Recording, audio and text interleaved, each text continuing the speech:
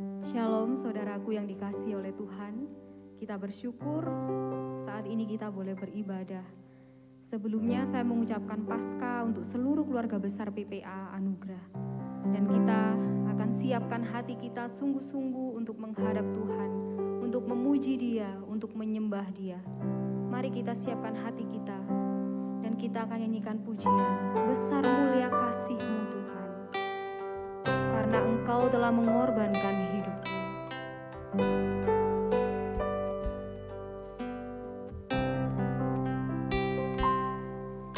Besar mulia kasih-Mu, Kau korbankan hidup-Mu, curahkan darah-Mu sebagai ganti dosaku. Kau berikan harapan, berikan harapan di dalam kesesakan. Agunglah perbuatan-Mu, Yesus Tuhan penebusku.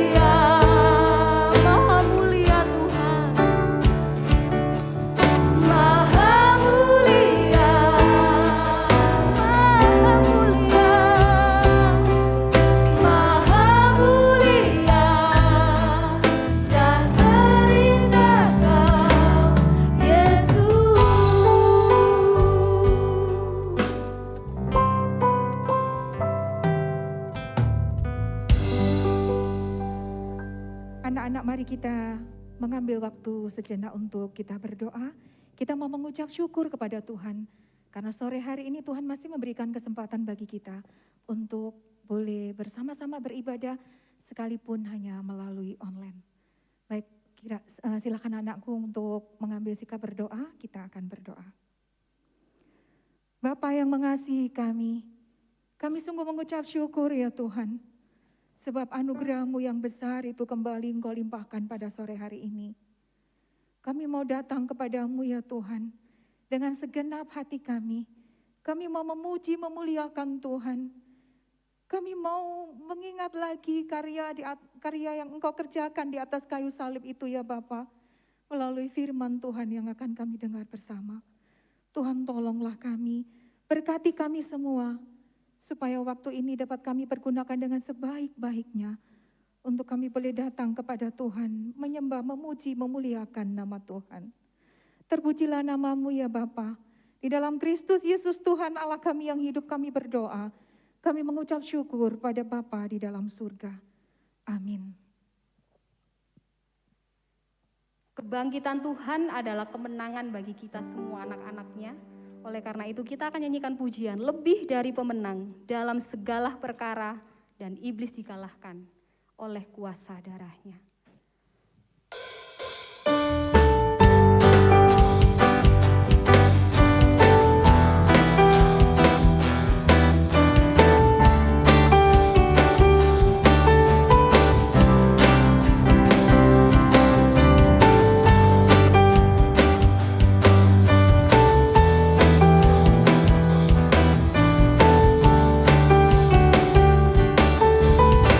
Lebih dari pemenang.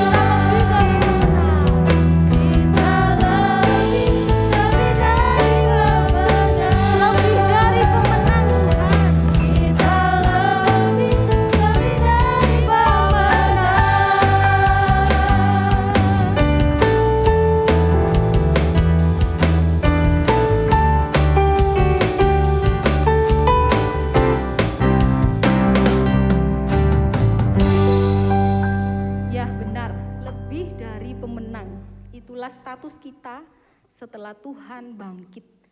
Tuhan datang, Tuhan mati, Tuhan bangkit. Kita menjadi pemenang. Kita akan sambung dengan pujian, ku menang bersama Yesus Tuhan.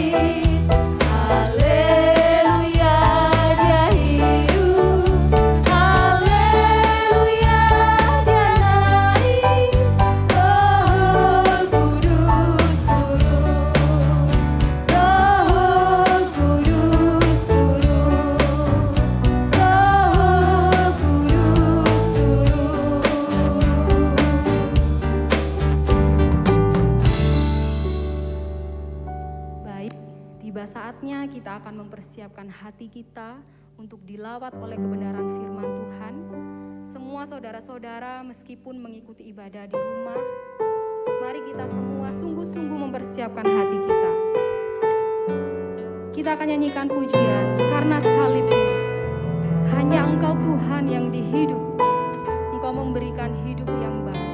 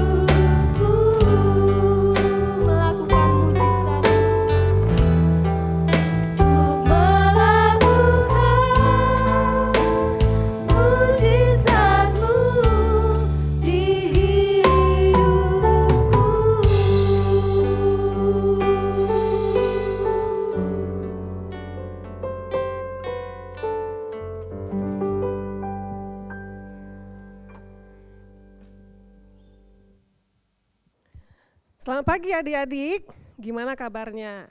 Kakak berharap kalian di rumah semua sehat-sehat ya. Nah, hari ini kita mau mendengarkan firman Tuhan. Sebelumnya kita berdoa bersama-sama ya. Mari kita berdoa terlebih dahulu. Tuhan Yesus, terima kasih hari ini kami boleh lagi berkumpul bersama-sama untuk mendengarkan firman Tuhan.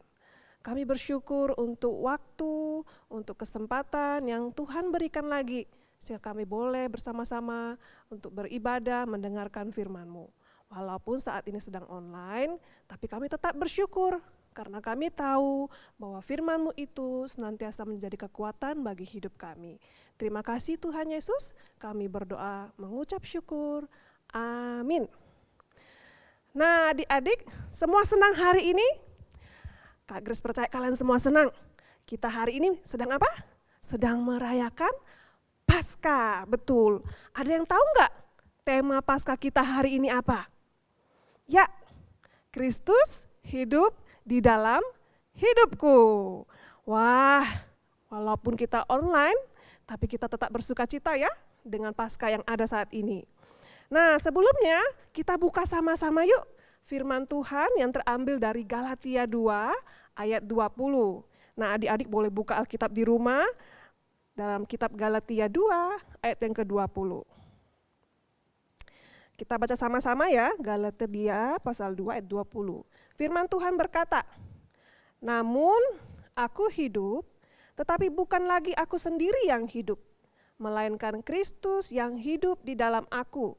Dan hidupku yang kuhidupi sekarang di dalam daging adalah hidup oleh iman dalam Anak Allah yang telah mengasihi aku dan menyerahkan dirinya untuk aku. Sekali lagi kita baca ya. Namun aku hidup, tetapi bukan lagi aku sendiri yang hidup, melainkan Kristus yang hidup di dalam aku. Dan hidupku yang kuhidupi sekarang di dalam daging adalah hidup oleh iman dalam Anak Allah yang telah mengasihi aku dan menyerahkan dirinya untuk aku. Ya, terima kasih. Semua punya kerjasama yang baik ya untuk membaca firman Tuhan. Nah adik-adik, pernah nggak sih kalian merasa atau berpikir, aduh kok aku ini salah terus, nggak pernah melakukan sesuatu yang baik, marah terus, ngomel-ngomel terus.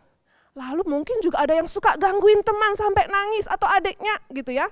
Atau suka merusak barang-barang, tendangin, lempar-lempar gitu ya. Atau mungkin suka ngomong kotor, kata-kata kasar kita keluar dari mulut. Atau mungkin kita suka mengambil barang orang lain. Atau mungkin suka melawan orang tua. Atau banyak hal lainnya. Nah, kalian merasa bingung, kalian tahu itu salah, kalian tahu itu dosa, tapi kok saya masih terus aja melakukan hal itu. Mungkin kalian juga bingung, dan kalian tanya, aku pengen berubah kok nggak bisa-bisa ya, aku pengen jadi anak yang baik kok nggak bisa ya, sudah ku coba, gagal terus. Akhirnya kalian mungkin berpikir, makanya papa mama marah saya terus, makanya saya nggak punya teman, karena saya memang jahat, saya memang nggak baik, pantas saya dimarahi papa mama dan dibenci teman-teman. Nah adik-adik, Kak Grace juga punya loh seorang bapak yang sama, dia bergumul dengan dosanya dan dia tahu dia dibenci oleh banyak orang. Wah siapa ya? Nah, dia adalah Bapak Zakheus. Kalian masih tahu ceritanya Bapak Zakheus? Bapak Zakheus ini orangnya pendek gitu ya, kalian masih ingat ya? Dia sedikit sekali punya teman. Nah dia tinggalnya di mana? Di kota Yeriko, dan dia punya sedikit teman dan dia dibenci oleh orang-orang pada waktu itu. Sebabnya karena apa? Dia seorang pemungut cukai yang sukanya mengambil sesuatu lebih dari jumlah yang harusnya dia ambil. Nah yang harusnya mungkin 5, dia ambil 10. 5-nya untuk pemerintah, 5-nya lagi untuk siapa? Untuk dirinya. Makanya orang gak suka tuh dengan si Zakheus. Wah, kasiannya Zakheus ya. Nah, suatu hari Zakheus dengar tuh, Yesus mau datang ke kota Yeriko. Banyak orang datang untuk mau lihat Yesus, termasuk Zakheus. Tapi karena badannya pendek, dia gak bisa lihat tuh loncat-loncat. Akhirnya dia mikir untuk apa? Naik ke atas pohon untuk mau lihat Yesus. Orang-orang pikir, ngapain Zakheus di atas pohon? Dasar orang aneh, dasar orang gila mungkinnya katanya gitu ya. Tapi Zakheus gak peduli, dia mau lihat Yesus. Nah, Yesus ternyata juga mau ketemu Zakheus. Dia bilang sama Zakheus, "Hei Zakheus, turun, aku mau datang ke rumahmu." Wow, hati Zakheus senang, serasa kayak ketemu Ratu Elizabeth kalau datang ke rumah. Tapi ini lebih lagi daripada itu, dia senang sekali Yesus mau datang ke rumahnya. Nah, dia turun dan dia mikir, mungkin Tuhan Yesus gak tahu kalau saya pencuri. Yesus gak tahu kalau saya dibenci orang. Oh enggak ya, adik-adik, Yesus tahu tapi dia mengasihi Zakheus. Nah sayangnya waktu Yesus ke rumah Zakheus, orang-orang gak suka, marah. Karena mereka bilang dia kan pendosa, dia seorang pencuri, ngapain Yesus di sana? Kabar baiknya adalah Yesus mengasihi kita. Walaupun kita pencuri mungkin, kita suka marah-marah, mengganggu, Yesus mengasihi kita.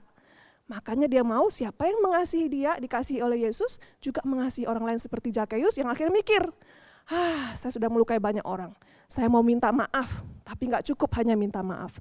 Saya mau berubah, saya mau membagikan setengah harta saya untuk mereka. Siapa yang saya rampas, saya ganti 4 kali lipat dari apa yang saya ambil kemarin. Wow, perubahan yang besar bukan? Nah Yesus bilang apa dengan Zakheus? Hari ini engkau diselamatkan. Zakheus senang sekali. Karena apa? Yesus mau menerima dia. Yesus mau tinggal di hati dia. Yesus mau hidup untuk dia gitu ya. Sehingga membuat dia apa? Zakheus mau hidup untuk Kristus. Dia mau rela berkorban, memberikan yang memang dia kemarin rampas untuk orang lain sebagai gantinya gitu ya. Dia mau berubah untuk apa? Untuk Kristus. Dia nggak mau lagi untuk dirinya lagi. Dia nggak mau untuk kepentingannya, untuk jadi puas-puaskan dirinya. Nggak mau lagi. Saya mau memberi hidup saya untuk Kristus saja. Nah adik-adik, kabar baiknya adalah kita juga bisa loh seperti Zakheus memiliki Kristus dalam hidup kita. Wah senang bukan? Tapi mungkin kalian mikir, Kak Grace, saya kan ini masih suka marah-marah. Saya ini gak pantas Kak Grace, gak layak. Papa mama aja marah, gak suka, teman-teman juga gak suka. Eits, kalian ingat tadi tuh ya, waktu Yesus datang kepada Zakheus. Yesus tahu tuh Zakheus orang berdosa, suka mencuri, dibenci orang. Tapi kenapa dia tetap datang kepada Zakheus? Karena Yesus apa? Mengasihi Zakheus. Yesus itu juga yang mengasihi Zakheus, mengasihi kamu dan mengasihi saya. Nah, dia datang dari surga turun ke dunia menjadi manusia. Bukan hanya itu, tapi dia juga apa? Rela mati, rela menderita di kayu salib untuk kamu dan saya. Supaya apa? Dosa-dosa kita itu bisa dihapuskan. Nah, bukan hanya sampai di situ. Pada hari yang ketiga, Yesus bangkit dari antara orang mati. Yang membuktikan, yang menunjukkan bahwa Yesus berkuasa dan menang atas dosa dan maut. Nah adik-adik, ketika Yesus menang atas dosa dan maut, kita memperoleh harapan untuk memiliki Yesus tinggal dalam hidup kita. Dosa-dosa kita mungkin, kesalahan kita mungkin, Tuhan mampu hapuskan dan Dia mau tinggal di hati kita. Nah Yesus yang sama itu yang datang kepada Zakheus, Yesus yang sama itu pula yang sekarang mau ketemu dengan kalian. Yesus berkata nih, aku mau masuk ke dalam hatimu, ke hati adik-adik, ke hati Kak Grace, ke hati papa mama, ke hati mentor-mentor, ke hati semua orang. Yesus mau masuk. Nah kira-kira apa jawab adik-adik? Kalian mau? Kalau kalian mau, Kak Grace pengen menuntun kalian dalam doa. Sekarang kalian taruh tangan kalian di atas dada dan ikuti Kak Grace berdoa ya. Kalian taruh tangan di dada dengan sikap berdoa, menenangkan hati. Kalian ikuti Kak Grace berdoa. Tuhan Yesus, hari ini aku mau Engkau masuk di dalam hatiku. Tinggallah di sana menjadi Allahku. Ampuni segala dosa-dosaku dan berikanlah aku hidup yang baru. Aku mau sungguh-sungguh hidup di dalam Engkau dan aku mau menjadi anak Tuhan yang memberi hidup bagimu juga. Ini doa kami Tuhan Yesus, tinggallah. Terima kasih. Amin. Wah, senang kalau kalian sudah memiliki Yesus di dalam hati. Kak Grace senang, saya percaya Tuhan Yesus pun senang karena kalian mau memberi Yesus tempat di dalam hati kalian.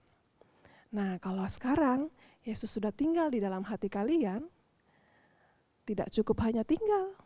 Kalau Yesus sudah tinggal di dalam hati kalian, maka kalian harus belajar untuk melakukan segala sesuatu untuk Kristus. Bukan lagi untuk diri saya, untuk diri Kak Grace, untuk diri kalian. Tetapi memang untuk Kristus. Yang karena apa? Sudah mengasihi kita dan kalian mengasihi Yesus. Kita fokus hidupnya tuh hanya lihat Yesus. Jadi kalau misalnya mama, papa bilang, "Hey Grace, ayo beresin mainan." "Aduh mama males, capek." Nah kalian ingat tuh, oh iya, kan aku mau belajar mengasihi Tuhan, mau menghidupi Kristus dalam hidupku. Aku mau deh melakukan ini walaupun capek untuk Kristus, untuk Yesus yang hidup untukku. Nah, atau ada teman yang jahatin kalian, yang membuat kalian marah dan nangis. Rasanya mau balas Kak Grace, rasanya mau pukul gitu ya. Tapi ingat lagi, oh iya ya, Yesus sudah mengasihi aku dan tinggal dalam hidupku. Aku mau melepaskan marahku karena Yesus yang tinggal di dalam aku. Nah, jadi hiduplah sesuai dengan melakukan sesuai apa? Karena Kristus yang hidup di dalam kita. Bukan lagi tentang aku, tetapi tentang Kristus. Selain itu, percayalah bahwa Yesus yang tinggal di dalam kalian, Yesus yang tinggal di dalam Kak Grace, itu yang akan memberi kekuatan untuk kita melakukan banyak hal perbuatan baik. Yang mungkin kita merasa, nggak mungkin Kak Grace, gitu ya. Tadi adik-adik bilang kan, nggak mungkin aku berubah marah-marah, nggak bisa marah-marah, pengennya marah-marah terus. Bisa, kalau kalian mengandalkan Yesus yang hidup di dalam diri kalian. Mungkin bisa gagal 1 lagi 2 kali gagal, nggak apa-apa. Bangun lagi, bilang Tuhan ampuni aku, bantu aku lagi untuk melakukan hal yang baik bagi Engkau. Percayalah bahwa Yesus yang tinggal di dalam hati kalian berkuasa memampukan kalian untuk melakukan perbuatan baik. Nah, kita baca lagi yuk firman Tuhan di dalam Galatia 2 ayat 20. Firman Tuhan bilang apa tadi? Namun aku hidup, tetapi bukan lagi aku sendiri yang hidup, melainkan Kristus yang hidup di dalam aku. Dan hidupku yang kuhidupi sekarang di dalam daging adalah hidup oleh iman dalam Anak Allah yang telah mengasihi aku dan menyerahkan dirinya untuk aku. Jadi adik-adik, lakukanlah semua dalam hidup kita untuk Kristus yang hidup dalam kita. Dia mau mati untuk kalian, menyerahkan dirinya untuk kalian. Sekarang kita mengambil bagian untuk mau memberi hidup kita bagi Kristus. Mari kita lipat tangannya, kita berdoa. Tuhan Yesus, terima kasih karena Engkau mau mati untuk kami.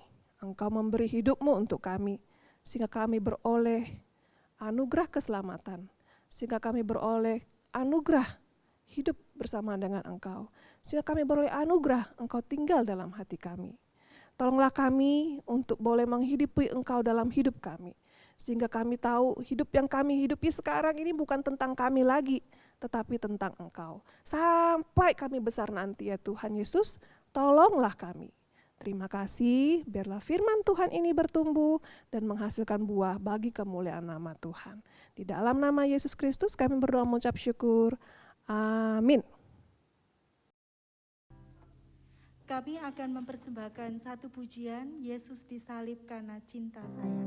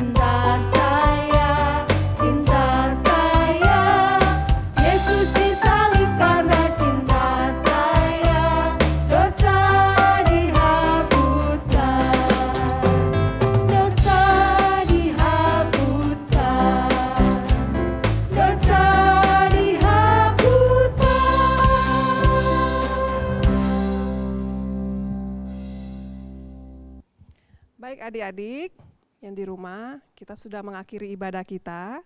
Kita akan menutup dalam doa. Mari kita semua bangkit berdiri dan kita berdoa.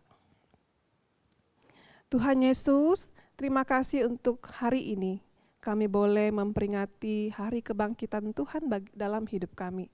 Terima kasih untuk perayaan yang sudah kami jalani, untuk ibadah. Kami rindu biarlah melalui ibadah kami ini semua untuk memuliakan nama Tuhan. Dan kami rindu kami boleh melakukan firman Tuhan dalam keseharian kami. Sekarang kami mau pulang, kami mau menutup ibadah kami. Kiranya Tuhan Yesus memberkati. Anak-anak sekalian, arahkanlah hatimu kepada Bapa, kiranya pertolongan, rahmat dan kasih karunia dari Allah Bapa, dari Yesus Kristus menyertai kita semua dari saat ini sampai selamanya. Amin.